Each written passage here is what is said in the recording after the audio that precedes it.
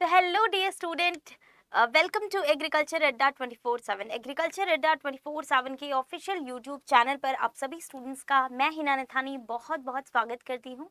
Guys, आज हम लोग बात करेंगे बहुत ही अमेजिंग और बहुत ही ब्यूटीफुल से टॉपिक के बारे में। जैसा कि आप लोगों ने थंबनेल में देख ही लिया होगा, amazing fact about the kettles. तो कैटल्स के से रिलेटेड कुछ अच्छे और बहुत ही इंपॉर्टेंट अमेजिंग फैक्ट आज हम लोग पढ़ने वाले हैं। तो जिन लोगों को कैटल्स के बारे में नॉलेज नहीं है उनके लिए भी ये बहुत इंपॉर्टेंट है, और एनिमल हस्बेंड्री के स्टूडेंट्स के लिए यानी कि एग्रीकल्चर के स्टूडेंट्स के लिए तो ये टॉपिक बहुत इंटरेस्टिंग और इम्पॉर्टेंट है ही। तो चलिए गाइस, जल्दी से स्टार्ट करते हैं हमारा आज का टॉपिक। लेकिन उससे पहले आप सभी स्टूडेंट्स से रिक्वेस्ट है कि अगर अभी तक आपने एग्रीकल्चर अड्डा 24/7 के चैनल को सब्सक्राइब नहीं किया है तो guys do subscribe the channel, और साथ ही साथ अड्डा 24/7 के मोबाइल एप्लीकेशन को भी आप लोग डाउनलोड कर लीजिए, क्योंकि जब आप अड्डा 24/7 के मोबाइल एप्लीकेशन को डाउनलोड करते हो तो इसमें आपको कैटेगरीज में जाकर के एग्रीकल्चर चूज करना है। जिसमें आप जाओगे ये आइकन आपके पास ओपन होगा, डेली क्विजेस में आपको जाना है। डेली क्विजेस में जब आप जाओगे तो इसमें आपको क्वांट्स, रीजनिंग और इंग्लिश इनकी क्विजेस मिलेंगी, यानी कि क्वेश्चंस मिलेंगे। उन क्वेश्चंस को आपको प्रैक्टिस करना है। जब आप इनको प्रैक्टिस करोगे तो इसमें आपको काफ़ी अच्छी सी एक्यूरेसी आ जाएगी क्वेश्चन से रिलेटेड, और आपको उसके सॉल्यूशंस भी चेक करने हैं, अपना ऑल इंडिया रैंक भी चेक करना है, राइट। तो चलिए इसी अच्छी बात के साथ स्टार्ट करते हैं हमारा बहुत ही ब्यूटीफुल सा topic, that is amazing fact about the kettles. तो कैटल्स से रिलेटेड बहुत ही अमेजिंग फैक्ट्स क्या है। तो गाइस, सबसे पहले तो कैटल्स में हम किसकी बात करेंगे, तो आज हम करेंगे काउस की बात। और काउस से रिलेटेड बहुत सारे अच्छे अच्छे फैक्ट्स यहाँ पर हम लोग आज की क्लास में पढ़ने वाले हैं, ठीक है। तो चलिए गाइस, मतलब आज के छोटे से सेशन में। तो गाइस, सबसे पहले तो हम कैटल्स की बात करें तो काउस, बेसिकली कैटल्स में आज जो हम काउस की बात करेंगे तो काउस का जो बेनिफिट होता है एक्चुअली उनके बेसिस पे हम उन्हें क्लासिफाई करते हैं, उन्हें अलग अलग पार्ट्स में क्लासिफाई करते हैं। जैसे इसके बेसिस पे हम milch breed, broad purpose breed और डुअल पर्पस ब्रीड, इनके अकॉर्डिंग हम काउस को अलग अलग पार्ट्स में क्लासिफाई करते हैं। जैसे डुअल पर्पस ब्रीड जिनको हम मिल्क प्रोडक्शन के लिए भी यूज़ करते हैं, और जैसे ट्रांसपोर्टेशन हो गया, उनके बुल्स को यूज़ करना हो गया प्लॉइंग पर्पस के लिए, तो इन सारे पर्पस के लिए हम यूज़ करते हैं। वो तो हो गई आपकी डुअल पर्पस ब्रीड। दूसरा हम बात करते हैं मिल्च ब्रीड की। तो मिल्च ब्रीड हो गई आपकी जो सिर्फ और सिर्फ मिल्क प्रोडक्शन करती हैं, तो उनको हम बोलते हैं मिल्च ब्रीड। इसके अलावा जिनको हम यूज़ करते हैं एज अ पैक एनिमल, जैसे फॉर एग्जांपल उनको आप प्लॉइंग के लिए यूज़ कर रहे हो, ठीक है, उनको आप अदर पर्पस के लिए यूज़ कर रहे हो, तो उनको बोलते हैं हम ड्रॉट ब्रीड। तो इसके बेसिस पे भी आपका क्लासिफिकेशन होता है। इसके अलावा उनकी ओरिजिन्स के बेसिस पे भी हम उसको क्लासिफाई करते हैं। ओरिजिन्स के बेसिस पे कैसे करते हैं, मीन्स आपकी इंडिजिनस काउस कौन सी है और एग्जॉटिक काउस कौन सी है। तो एग्जॉटिक मीन्स जो इंडिया के बाहर की काउस है, और इंडिजिनस जो ऑलरेडी इंडिया की ब्रीड्स है, उनके बारे में हम लोग बात करते हैं, राइट। तो गाइस, ये हम लोगों ने क्लासिफिकेशन की बात करी कि भाई काउस को अलग अलग टाइप से क्लासिफाई भी करा जाता है। जो हमारी अपनी ब्रीड है, इंडियन ब्रीड है, उनको इंडिजिनस, और जो बाहर से आई हुई एक्सोटिक ब्रीड है उनको हम क्या बोलते हैं, एक्सोटिक ब्रीड्स बोलते हैं, ठीक है।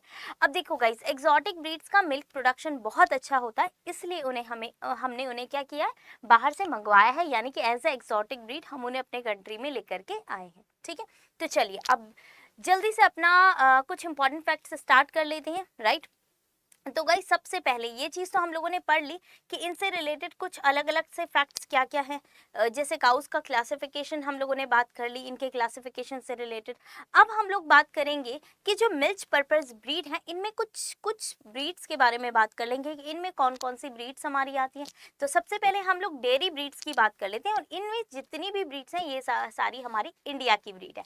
तो सबसे पहले बात करेंगे डेयरी ब्रीड्स की। डेयरी ब्रीड्स के अंदर आती हैं आपकी सिंधी, आपकी दियोनी, इसके अलावा साहिवाल और गिर। ये चारों की चारों आपकी डेयरी ब्रीड हैं। डेयरी ब्रीड मीन्स जिनको हम मिल्क पर्पस के लिए यूज करते हैं, मीन्स जिनको हम मिल्क प्रोडक्शन के लिए यूज करते हैं।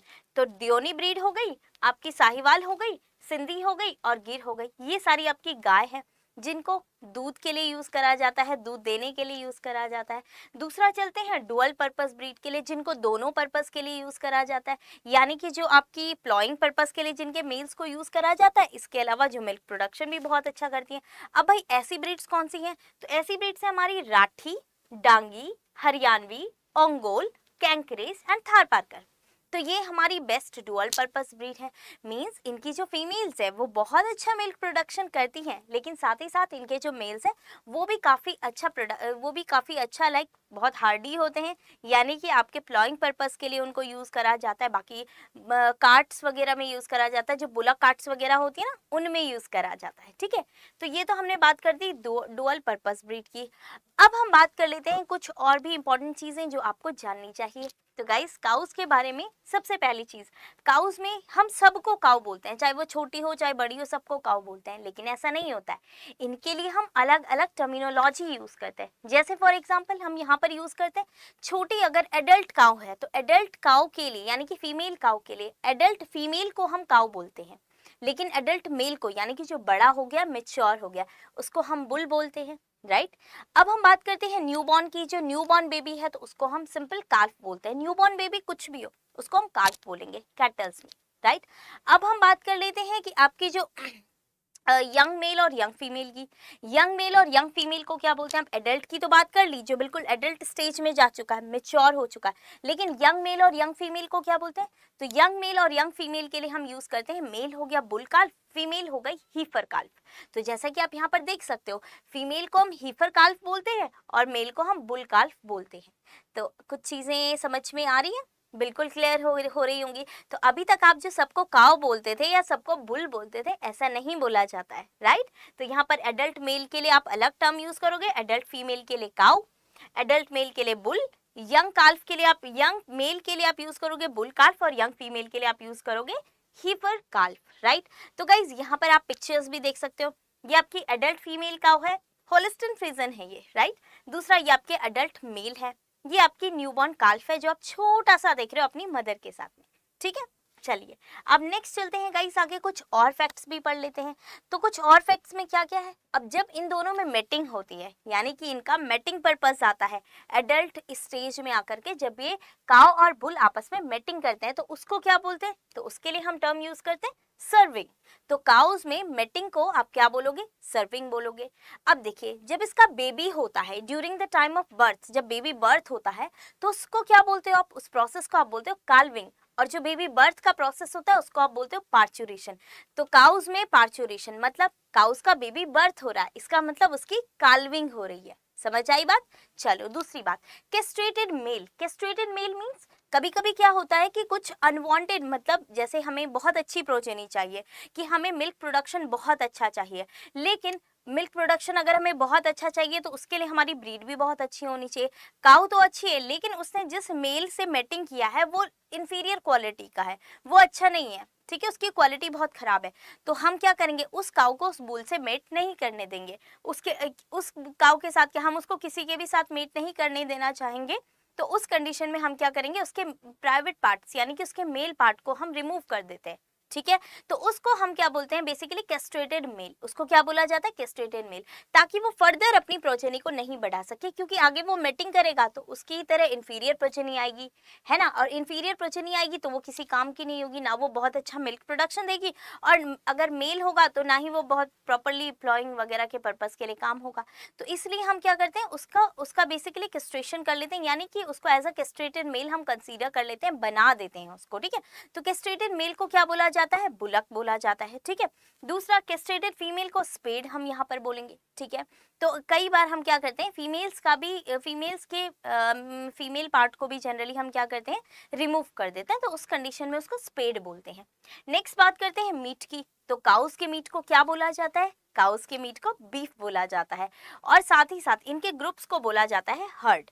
तो जैसा कि आप यहाँ पर देख सकते हो, काउस का जितना भी ग्रुप है, इस पूरे ग्रुप के लिए हम एक ही टर्म यूज करेंगे, that is herd. So basically group of cow is called herd. Next meat की बात करेंगे तो काउ मीट को आप क्या बोलोगे? बीफ। तो काउ का मीट होता है बीफ। ठीक है, चलिए अब नेक्स्ट हम बात कर लेते हैं। हमने इनके बारे में तो बहुत सारी चीजें पढ़ ली कि भाई इनके मेल को क्या बोलते हैं, फीमेल को क्या बोलते हैं। तो आई थिंक ये सारी चीजें अब आपको क्लियर हो गई होंगी। लेकिन एक इंपॉर्टेंट क्वेश्चन जो इस पूरे पार्ट से आपसे पूछा जाता है वो है क्रोमोसोम नंबर और गेस्टेशन पीरियड। अब गेस्टेशन पीरियड क्या होता है? तो गेस्टेशन पीरियड जब कोई भी काउ कंसीव करती है, मेटिंग के बाद जब फीमेल का ओवा और मेल का स्पर्म आपस में फ्यूज करते हैं, उसके बाद बनता है इनका जाइगोट। तो उस जाइगोट बनने की प्रोसेस से और पूरा जब तक उसका बर्थ नहीं हो जाता तब तक का जो पूरा टाइम है उसको बोलते हैं गेस्टेशन पीरियड। और ये काउ, बफेलो, शीप, गोट सब में इसका अपना नंबर होता है। तो बेसिकली अगर हम काउ की बात करते हैं तो 281 टू 283 डेज ये पूरा गेस्टेशन पीरियड होता है, राइट। तो गेस्टेशन पीरियड की अगर हम बात करेंगे तो कितना है, गेस्टेशन पीरियड होता है आपका ऑलमोस्ट 281 टू 283 डेज का। जबकि अगर हम क्रोमोसोम नंबर की बात करें तो क्रोमोसोम नंबर काउस का कितना होगा, 60 होगा, जिसमें 58 ऑटोसोमल क्रोमोसोम होते हैं, लेकिन एक सेक्स पेयर क्रोमोसोम होता है जो फीमेल या फीमेल को कंसीडर करता है। तो गाइस आई थिंक आपको आज ये सारी चीजें बहुत अच्छे से क्लियर हुई होंगी, जितनी भी चीजें मैंने आज आप लोगों को बताई हैं, ठीक है। अब एक छोटा सा बहुत इंपॉर्टेंट चीज हम और पढ़ लेते हैं कि गाइस सबसे ज्यादा काउस में, इंडियन काउस की अगर हम बात करें, इंडिजिनस काउस की, तो सबसे ज्यादा मीठा दूध यानी कि स्वीट मिल्क प्रोडक्शन कौन सी काउ करती है, तो सबसे ज्यादा स्वीटेस्ट मिल्क प्रोडक्शन की अगर हम बात करें तो वो साहिवाल ब्रीड, जो कि आपकी साहिवाल ब्रीड है, ये स्वीटेस्ट मिल्क प्रोडक्शन करती है। तो ये बात कई बार आपसे पूछी भी जाती है, इस बात को आपको याद रखना है, स्वीटेस्ट मिल्क प्रोडक्शन के लिए साहिवाल ब्रीड को यूज करा जाता है, ठीक है। और एक और बहुत इंपॉर्टेंट फैक्ट है कि काऊ का मिल्क अगर आप देखोगे तो बफेलो के मिल्क से ज्यादा येलो होता है, ठीक है। यानी कि बफेलो का मिल्क येलो नहीं होता, उसका मिल्क व्हाइट होता है, काऊ का मिल्क येलो होता है, जिससे हम उनको डिफरेंशिएट कर सकते हैं कि ये दोनों मिल्क अलग अलग हैं। तो एक्चुअली में काऊ के मिल्क में एक पिगमेंट होता है, बीटा कैरोटीन पिगमेंट, जिसकी वजह से काऊ के मिल्क का जो कलर होता है वो येलो होता है, और बफेलो मिल्क में ये नहीं होता। इस वजह से इसका जो कलर होता है वो जनरली वाइट होता है। अब गाइज आप लोग मुझे एक क्वेश्चन का आंसर कमेंट में करोगे कि अगर हम बात करते हैं आपके खोया की, तो खोया सबसे अच्छा किसके मिल्क का बनता है, ये आप लोग मुझे बताओगे। इतने सारे फैक्ट्स मैंने आपको काउस के बारे में बताए, अब आप लोग मुझे इस क्वेश्चन का आंसर दोगे कि खोया जो है सबसे अच्छा किसके मिल्क से बनता है। तो गाइज आज हम लोगों ने बात करी है काउस से रिलेटेड बहुत ज़्यादा इंपॉर्टेंट फैक्ट्स के बारे में। तो गाइज ऐसे इंपॉर्टेंट फैक्ट्स के बारे में जानने के लिए आप एग्रीकल्चर अड्डा 24/7 के चैनल को ज़रूर से सब्सक्राइब कर दीजिए। इस वीडियो के एंड में आपको एक लिंक मिलेगा जिससे आप ऐप को इंस्टॉल कर सकते हो। जब आप ऐप को इंस्टॉल करोगे तो मैंने आपको बताया कि वेबिनार्स वगैरह में आप पार्टिसिपेट कर सकते हो। इसके अलावा फ्री पीडीएफ्स वगैरह जब भी आपको प्रोवाइड करे जाते हैं तो उसमें भी आप इनरोल कर सकते हो, राइट।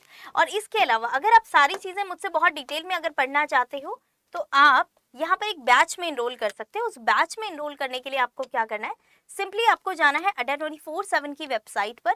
जैसे ही आप वेबसाइट पर जाओगे आपको फर्स्ट टैब ओपन करना है, ऑल कोर्सेज में जाओगे, ऑल कोर्सेज ओपन करोगे, ये रहा आपका ऑल कोर्सेज का पोर्शन। इसमें आपको सिंपली एग्रीकल्चर पर जाना है, बहुत सारी चीजें उसमें आपको एग्रीकल्चर चूज करना है। एग्रीकल्चर जब आप चूज करोगे तो इसमें आपके पास आएगा एग्रीकल्चर महापैक, क्योंकि एग्रीकल्चर महापैक में आपको मिल जाते हैं बहुत सारे सब्जेक्ट। तो गाइज जब आप एग्रीकल्चर महापैक पर जाओगे तो इसमें आपको बाय नाउ पर जाना है, इसकी अपनी वैलिडिटी होती है, लाइक जैसे 12 मंथ के लिए है, 6 मंथ के लिए और 3 मंथ के लिए है। तो इसमें एक्चुअली बहुत सारे एग्जाम आपके कवर होते हैं। इसमें आपको live classes, test series, recorded classes, e book सब कुछ मिलता है। इस पैक से आप कौन कौन से एग्जाम के लिए पढ़ सकते हो, तो FSSAI सेफ SOTO, FCI technical officer, IBPS AFO, bank of Maharashtra, IFFCO AGT, NABARD, NSC, Haryana EDO and state agri exams. तो ये सारे एग्जाम आपको एक ही बैच में मिल जाएंगे, यानी कि 100 प्रॉब्लम्स एंड सिंगल सॉल्यूशन। तो आपको बार बार अलग अलग बैच में इनरोल करने की जरूरत नहीं पड़ेगी, सिंगल बैच में इनरोल करके आप इजीली आप बहुत सारे एग्जाम की तैयारी कर सकते हो। तो इसमें आपको सिंपली एक कूपन कोड अप्लाई करना है ताकि आपको इसमें मैक्सिमम डिस्काउंट मिले। तो वो कूपन कोड है Y447A, राइट, Y447A। आप जैसे ही इस कूपन कोड को लगाओगे तो ये कूपन 12 मंथ की वैलिडिटी वाला ये आपको 6399 में अवेलेबल हो जाएगा, जिससे एक ही बैच से आप बहुत सारे एग्जाम्स की तैयारी कर सकते हो। तो चलिए गाइस मिलते हैं आपसे अगले सेशन में। अपना ख्याल रखिए, जुड़े रहिए एग्रीकल्चर अड्डा 24/7 के साथ और अपनी तैयारी करते रहिए। Bye bye and thank you.